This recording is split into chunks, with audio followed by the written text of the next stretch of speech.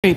Tapos ang isa pang nakakataka, itong recent na working visit ni First Lady. Isa pa sa hindi natin UAE. maintindihan. Supposedly, yun i-connected sa Maharlika. Sa Maharlika. So, kinumbinse daw ang prinsipe para mag-invest. Pero wala ka namang nakikita. I mean, kung working visit yon, dapat ang DFA is on the offensive. That's number one. Diba? Dapat si PCO in-announce. Tama. Then ang NEDA dapat nandun din. Oo, at ang Kasi saan dapat ang presidente sinabi na inatasan ko ang aking unang para pumunta at ayusin. Wala. Wala. It was very quiet. All of a sudden, people saw her there. And then, all of a sudden, it became a working visit. Ayun. Alam mo, Secretary Abalos, hanapin mo yung nagkikidnap na mga bata. Ang balita ko, organ donor ang labanan doon. Tama po kayo. Abay, ang daming lumalabas sa online pero walang ginagawa. Oo. Walang bounty. Hindi ba mas alarming yon yung susunod na lahi ng Pilipino nawawala? Mga bata, ha? Correct. At itong pinatay na Israeli at ang kanyang girlfriend, police ang involved. Oo, at may sinunog. May sinunog na bata pa. sa La Union. O sana mga bounty nito. Hello, Secretary. Tama ka doon, Ma'am Malu. Total collapse of peace and order. But you're focusing on one person. Be better, yung tatlong B, parang ang credit rating, triple B. Maganda yun, no? So, hindi natin maintindihan, saan ba talaga pupunta? Kasi wala kang tulak kabigin na infra na sinimulan nitong administration na to. Yung dati, parang dribble-dribble, nandun pa rin, pero mahina ang pag-usad. Pero yung talagang bago, wala kang makita. So, gusto maintindihan ng mamamayan, itong second quarter na lumabas. Balikan natin mamaya yung investment scam na ang pangalan ay Maharlika Wealth Fund, pero ang ginamit pundo ng bayan. Tapos ang First Lady pumupunta sa mga lugar na wala namang mandatong klaro at ang ginagastos pundo din ng bayan, walang report at transparency. Magagandang punto yan sa summary points mamaya, babalikan namin ni Ma'am Malu. Ma'am, ipapakita namin itong result ng second quarter ng survey about sa performance and trust rating ng Vice Presidente, ng Presidente, and among other officers. At gusto maintindihan ng taong bayan, ang paliwanag, ano ang naging epekto ng mga ito sa public perception, ratings of approval, and trust and confidence ng mamamayang Pilipino na pinupulsuhan po ng Publicos Asia at ng inyong sarili mismo sa pag-aaral nyo sa lipunan. At ano po ang interpretasyon ng mga datos na ito at anong epekto nito sa mga naging desisyon ng Vice Presidente doon sa pagyanig ng kanyang desisyon of pagbibitiw sa gabinete officially ni Marcos Jr. bilang DepEd Secretary to take effect finally by July 19. Go ahead, Ma'am Malu. Ka-Eric, no? Unang-una, yung aming linabas na quarter 2 survey, parati po kaming gumagawa ng quarterly survey. Kung titingnan nyo, may mga tanong na paulit-ulit dahil trinatrack namin ang sentimento ng tao. Ang isa po dyan, yung approval and trust. Doon po sa recent na survey, bumaba po si Vice Presidente by 7% sa approval. Malaki ba yon? Malaki in the sense na mas mataas sa margin of error. Ang margin of error plus or minus 3. Oh, mataas yung 7. Mataas yung 7. Pero kung titingnan mo siya doon sa 5 liderato ng bayan. Presidente, Vice President, Senate President, Speaker of the House, and Chief Justice. Oo. Siya pa rin yung pinakamataas sa approval despite and of the trust, 7. despite of the slide na 7%. Ngayon, nung first quarter, tinatanong rin namin dun sa mga respondents, to what do you account the dip? Sige. Ano ba ang dahilan na sa tingin nyo nakaka-apekto sa performance ng Vice Presidente? Lumalabas doon, parang several reasons yon. At yung reasons na yun, pre-provide namin. Bakit? Kasi As choices sa question. Oo. Dahil gusto mo naming ma-measure yung brand ng Duterte. Sige. Ang daming taong nagsasabi, ang brand ng Duterte ay iisa lang. Kami po, sa pag-aaral namin, ang brand ng Duterte, dalawa na. Ang isa, si President PRRD, na Teflon. Pag sinabing Teflon, Ay, kahit anong itapon mo, dumudulas. Ibig Bakit sabihin, namin nasabi yan? maintenado. Oo. Kasi 6 years siya naging Pangulo. tinapunan ng tinapunan. Grabe. Nung pagkatapos ng term niya, napakataas sa kasaysayan Until now. ang approval at trust. Si Vice Presidente siya. Ang ama niya, Presidente. Vice Presidente siya ng supposedly unit team. Sino ba unang pumukol sa kanya? Hindi ba kasama sa unit team? Yung Okay. pinsan ni Kwan. Ni Presidente. Inoperate talaga sila ni Martin Romualdez, si Oo. Inday Sara. Tapos si Presidente, wala mang ginawa. Wala, kinonsinti niya. Di ba? So, technically, kung titingnan mo yung erosion ng support, dahil sa nandun siya sa administrasyon. Again, kunin ko yung punto na yun. It's not because of her personal rating, No. but because of her association Yes, with you a are part government that is consistently on the slide down. Yes, you are gets part ko. of the administration, that is Okay. one. Pero dun sa... Major factor ba yun? Major yun. Kasi makikita mo hindi naman performance related. So dun sa pinapakita kanina ninyong slide, Ipakita natin ulit, may please. 6 or 7 rason yun na tinanong, to what do you account yan? Yon. Most pressing national issue that is affecting the overall performance of the Vice President. Sige, ma'am. Pag tiningnan nyo ho yung unang tatlo, it has nothing to do with Mayor Sara or Vice President Sara Duterte. As DepEd Secretary, Or as DepEd Secretary. Oo. So, as Vice President, Vice as DepEd Secretary. The first 3 are Yes. all about the father. Inclusion of her name sa ICC. Yung sinabi ni Presidente Duterte na ang incumbent ay gumagamit ng cocaine. okay. At saka may isa pa yung pangatlo na tungkol rin kay PRRD. Okay. So pag sinuma-total mo yung unang tatlo, lalabas yan 56%.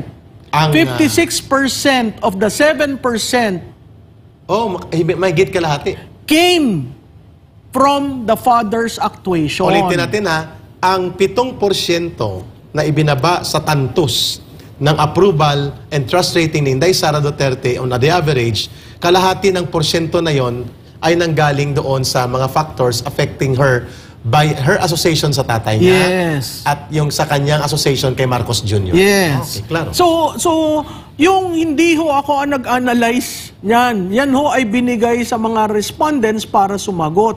Ako lang ho Nationwide ay survey ito. nationwide survey, 1,500 respondents. Malaki na. At itong survey na ito, hindi na-capture ang pagre-resign. Kasi yung survey Kailan ba period ito, ma'am? namin, June 15 to June 19. Nag-resign sa Nag-resign June- siya June 19 ng hapon. Ay, hapon. Tapos may isang tanong dyan, kayo ba ay willing na mag-resign si VP From the cabinet. as DepEd? 56% were saying no.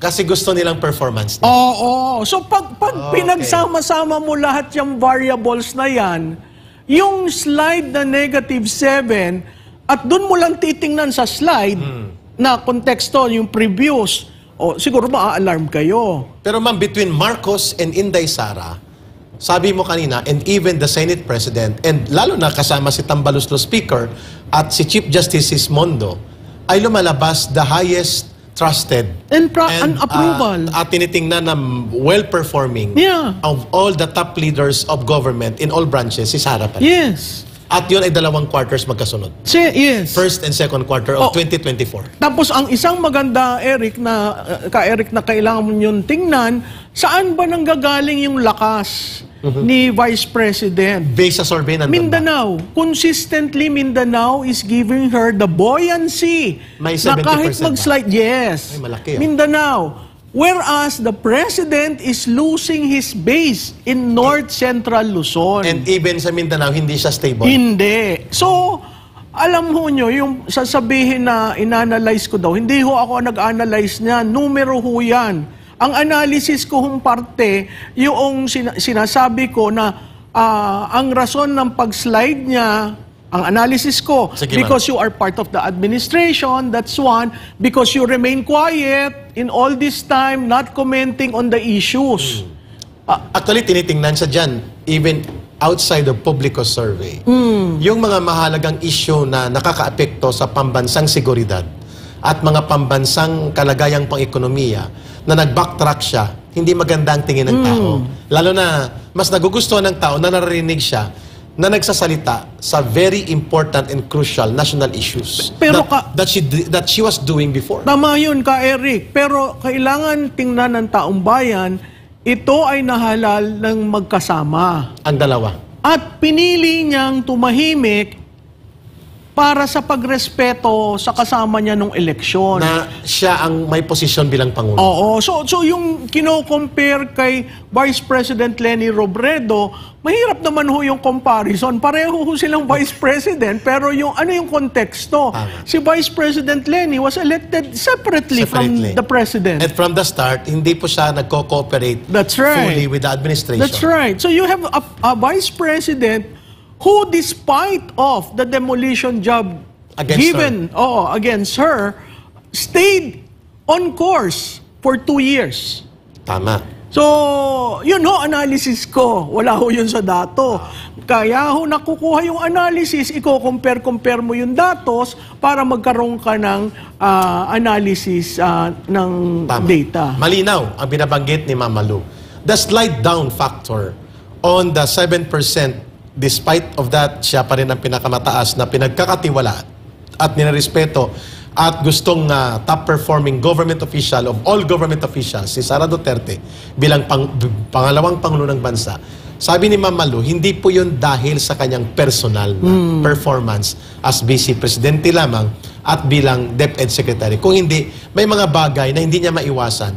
Yung political affiliation niya sa Uniteam at ang mga issue about sa integrity ni Marcos Jr.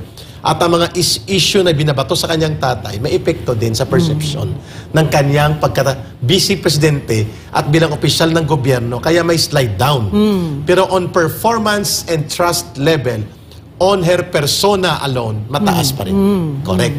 So, malinaw na po ang binabanggit ni Ma'am Malong. Ma'am, before natin iwan ito, at mayroon tayong mga tatlong naka-line up na ulat talakayan, what do you think should be the direction of Sara Duterte as a social political analyst at observer sa bansa natin sa nangyayari for a quite time already, alam mo yung mag-observe dito, ano dapat ang direksyon na tatahakin niya?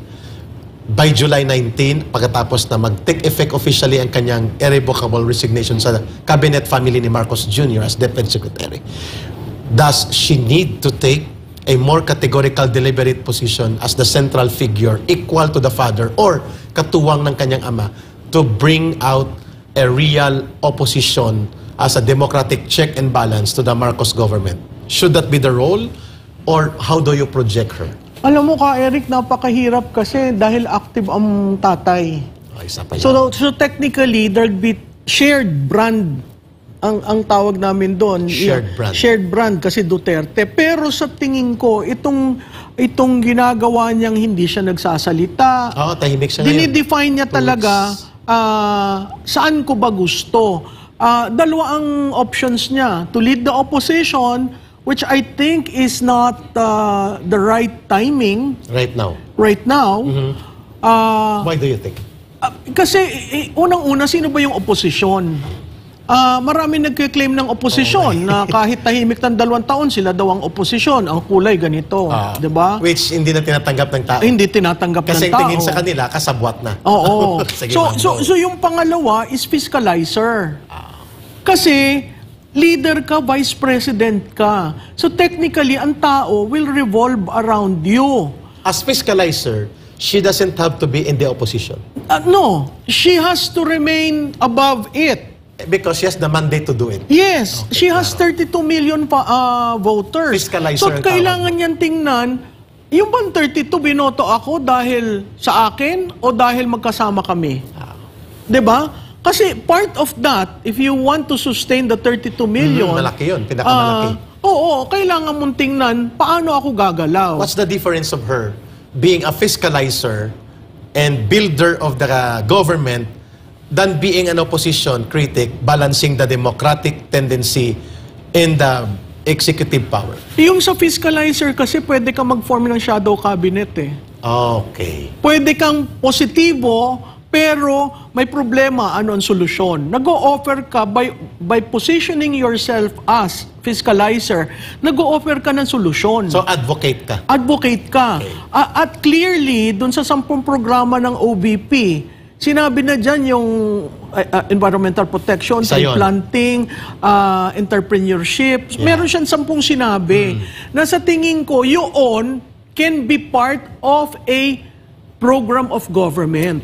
Kung palalaguin at itatama ang pag-roll.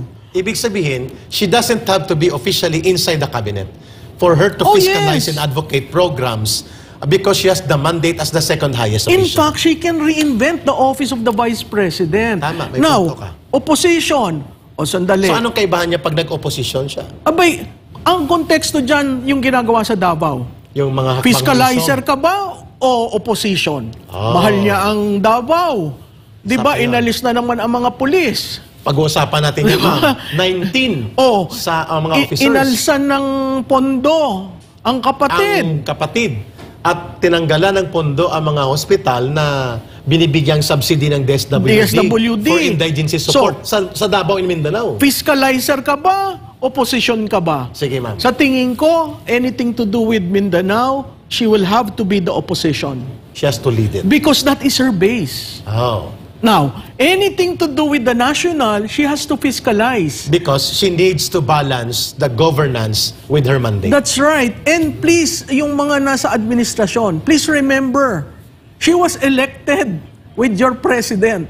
Tama. So, yung nuance na yan, kailangan balansehin. Kasi hindi pa rin naman siya nagde-decide, tatakbo ba siya sa 2028. Wala siyang declaration. Oh, so kung wala yun, ba't ko gagasgasin ang aking political capital para maging opposition?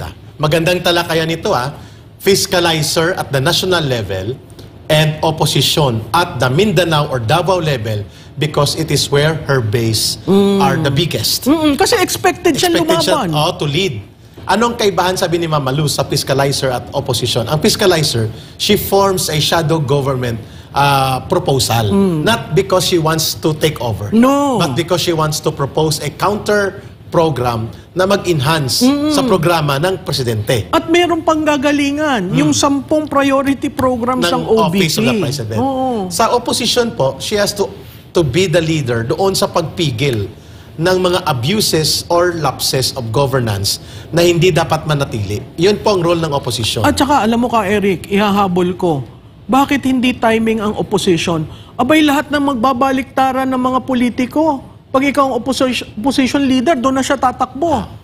Yung ba, Kaya mong panindigan. Kilala mo naman ang mga Duterte. Sandali lang. At kilala mo si VP Sara. Unlike ng tatay, politika yan, tanggapin mo. Pero siya hindi. Klarado sa kanya, sandali lang. And she doesn't have that kind of resources na pupunduhan niya ang political machinery ng isang opposition. That's right. So pwedeng umpisa ng panibagong politika kung tatamain mo lang ang paghuhubog ng gusto mong mangyari.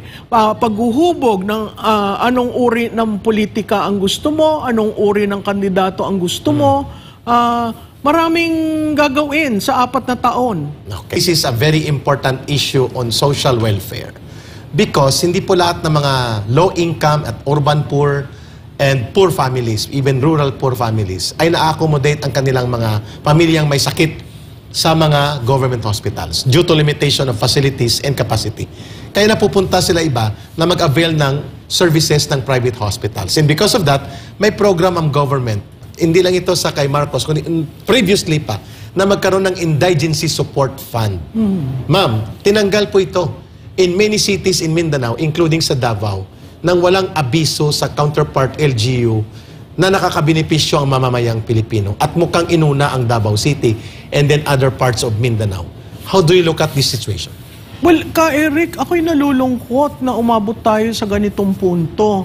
Kasi ano ba ang Mindanao? Hindi ba ang Mindanao ay isang lugar kung saan ang poverty ay rampant. Oo, napakalawak, no? Ang serbisyong kalusugan, napakahalaga niyan. Sa isang bayan o sa isang regions, sa regions ng Mindanao. Babalikan ko, may ginamit kayong social welfare. There's a social welfare clause sa ating saligang batas. Ang social welfare is the #1 driver of any political decision. Correct. Meron ring isang konsepto ng common good. Common good. Common good, yaang bigyan mo ng parte ang Mindanao sa percentage ng tax collected. Kung titingnan mo, napakaliit na nga ng pondo para sa Mindanao. When compared to the percentage, yung budget, vis-a-vis percentage ng GDP contribution ng Mindanao. Malaki po ang contribution. Kaya hindi ko maintindihan bakit ang serbisyo publiko ay dinidefine na ngayon ng political interest. Magandang punto yan. Why do you look at that angle? Undeniable na ginamitan ito ng political pressure and maneuvers. Why? Kasi alam mo, ang taong bayan, ang PhilHealth sobra-sobra sa pondo. Hindi nga nila maintindihan kung saan gagamitin. At pinasentro yata 90 billion. Yes. Hindi ma-question. Sa Office of the President.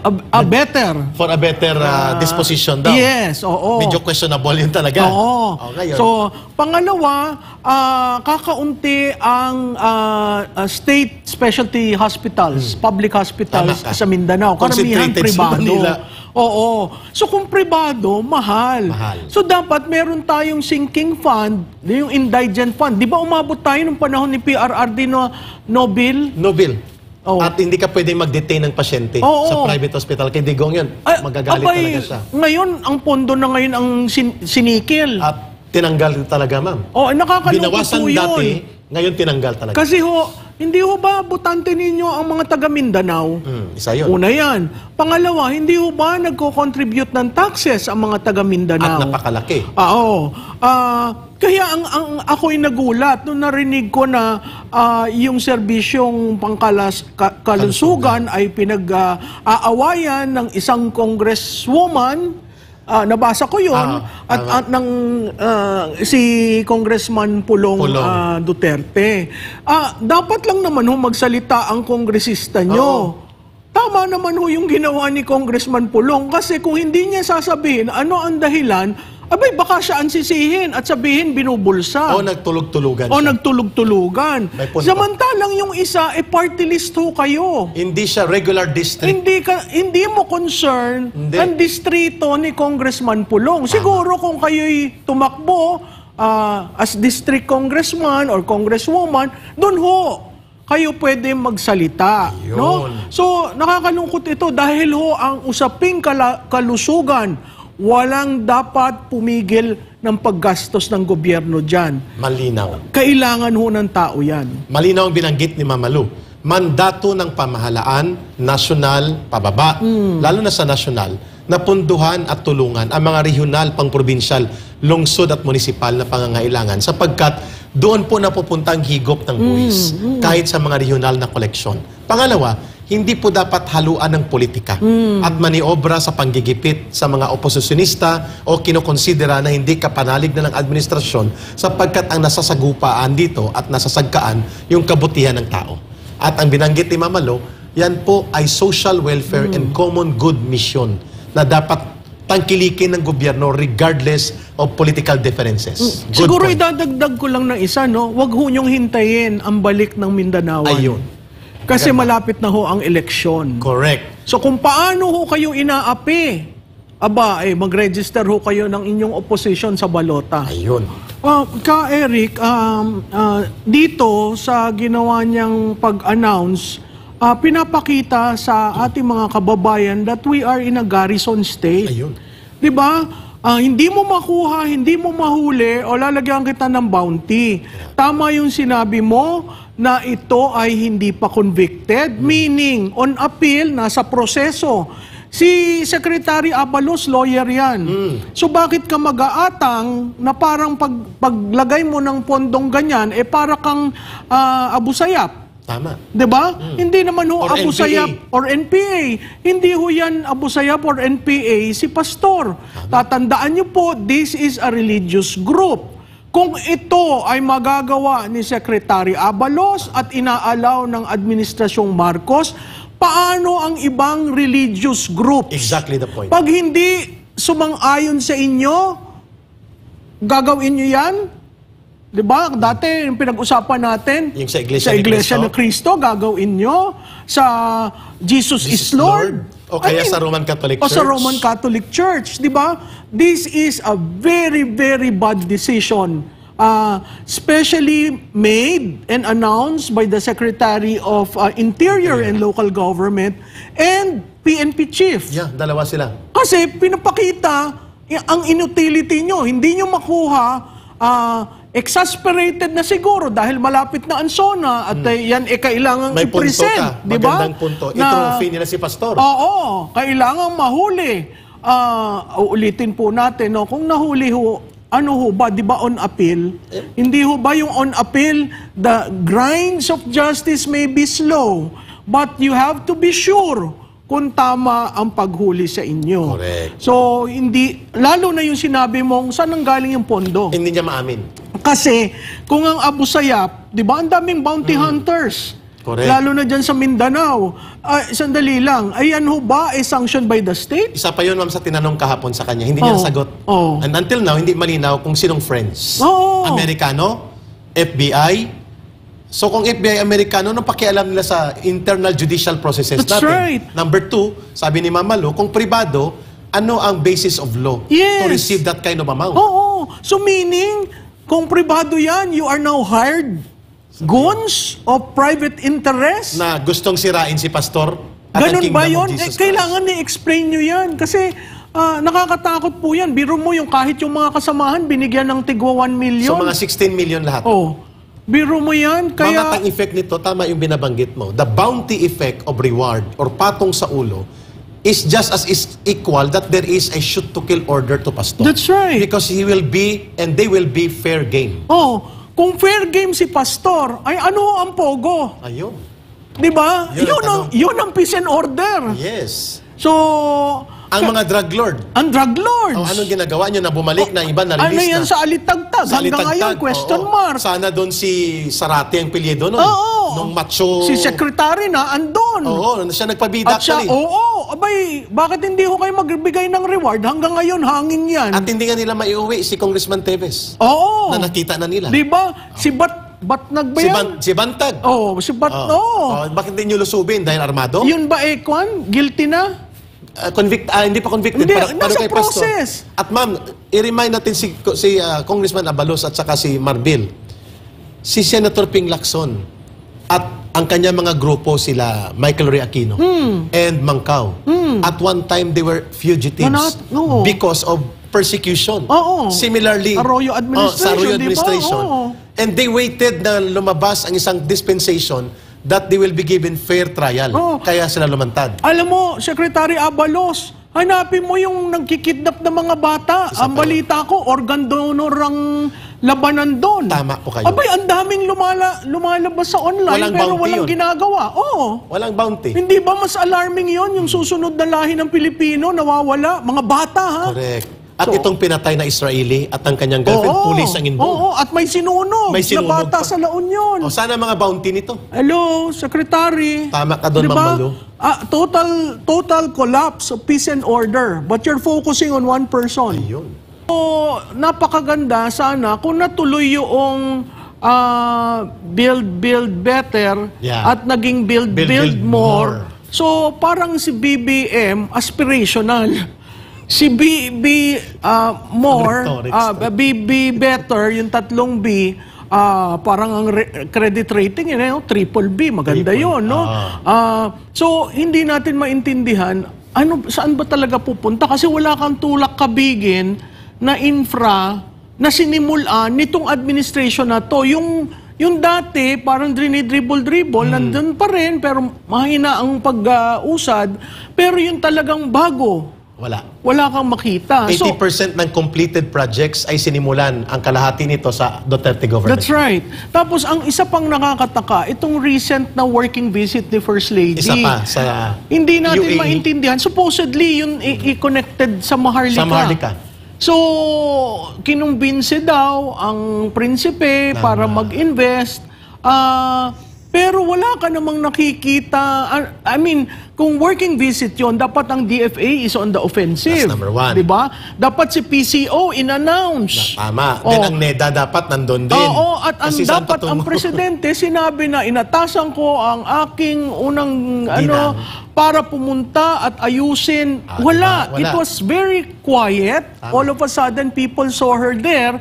And then, all of a sudden, it became a working visit. Ayun, klaro So, hindi natin. And then, nakabalik, walang explanation. Oo, kung anong nangyari. Oo. Basta nagpa-picture, and then may, kunwari, may PR release na may Yeah. pledge. Oo. Pero pagbalik dito, hindi pinaliwanag sa taong bayan kasi ang ginastos nila all plane tickets, hotels, Oo. millions yun, ma'am eh.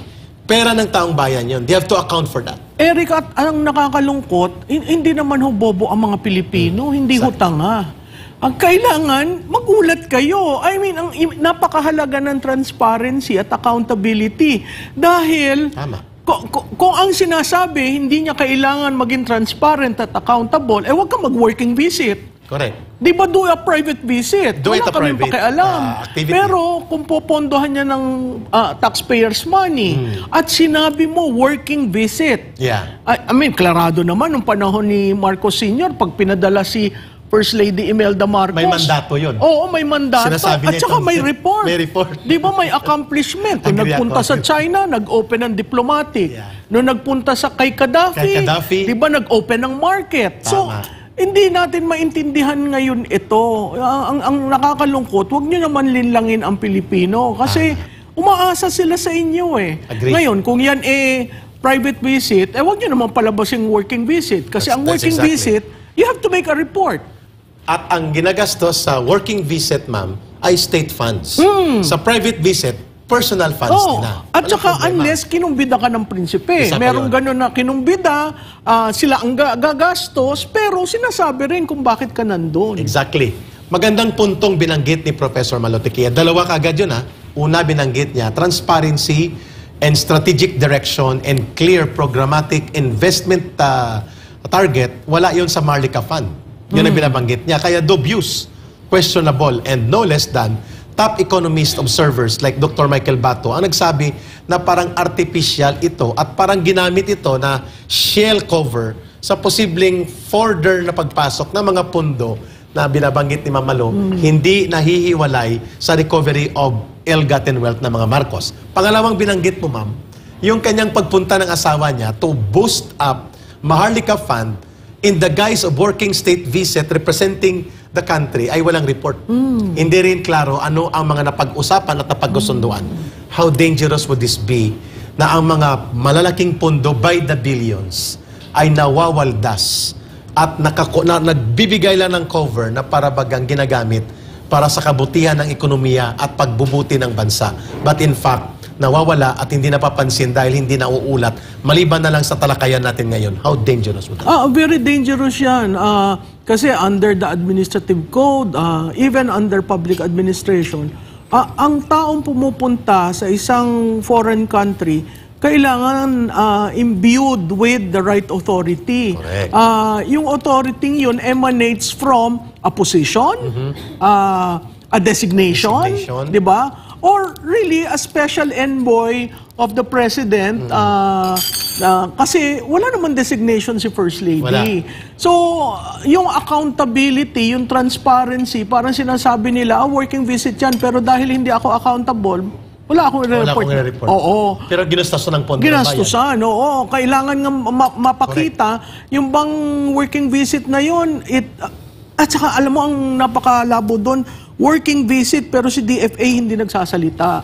Kasi ang contact natin sa diplomasya, si DFA. Oo. Kaya nga tinitingnan ko yung mga muka nung nandoon, hinahanap ko yung embassy, hinahanap hindi ko yung... makita, kahit ang consular officers, wala Oo. So, ano yung commitment na ginawa? Kasi Correct. kung may commitment, abay, are you representing the country in Good that working visit? Clearly, is the working visit prelude to an official visit by Isa the pa yun. President? Inihanda ba niya ang pagpunta ng Pangulo? Oo. Oo, Ay, pag ganun, ay sandali lang ho, ay hindi ho kayo ang DFA ho ang nagko-contact channels yan eh. Ngayon, kung talagang close contact, kunyari maraming mga Pilipinong pribado, close contact si King Lady. Bolkiah ng King Brunei. Bolkiah ng Brunei. O, ayun, pasok-labas yun. Hindi na kailangan kuhan. Pero ito, natatangi at tatandaan natin this is a Muslim country. Isa pa yun. And ang Muslim, usually ang gustong kadil, lalaki. Lalaki. Oo, so Patriarchal yan eh. oo, big question yun na ano kaya talaga ang ba't Ginawa nagpunta niya na. doon? Oo. Claro. Very good question yun.